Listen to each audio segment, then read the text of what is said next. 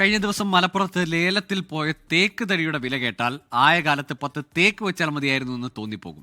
31,80,828 രൂപയ്ക്കാണ് 2 തേക്ക് തടികൾ ലേലത്തിൽ പോയത്.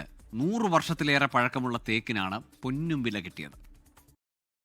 വഴിക്കടവ് റേഞ്ചിലെ നെല്ലിക്കുത്ത് വനം സ്റ്റേഷൻ പരിധിയിൽ പുഞ്ചക്കൊല്ലി ആദിവാസി നഗറിന് സമീപത്തു നിന്നാണ് തേക്ക് മുറിച്ചത്.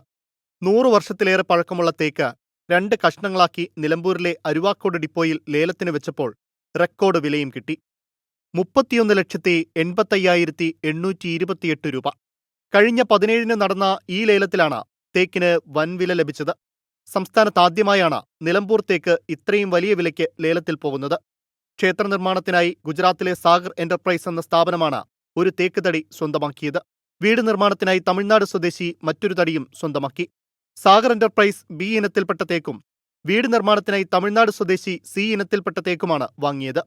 ബി ഇനത്തിൽപ്പെട്ട 1.836 ഘനമീറ്ററുള്ള തേക്ക് തടിക്ക് ഒരു ഘനമീറ്ററിന് 5,43,000 രൂപ പ്രകാരം 9,96,000 രൂപയാണ് ലഭിച്ചത്. GST ഉൾപ്പെടെ ഈ ഒറ്റ കഷ്ണത്തിന്റെ വില 12,59,922 രൂപ. സി ഇനത്തിൽപ്പെട്ട 2.925 ഘനമീറ്ററുള്ള രണ്ടാമത്തെ കഷ്ണത്തിന് ഘനമീറ്ററിന് 5,21,000 രൂപ പ്രകാരം 15,23,925 രൂപയായി. നികുതി ഉൾപ്പെടെ ഇതിന് 19,25,906 രൂപയും ലഭിച്ചു. 24 മലപ്പുറം.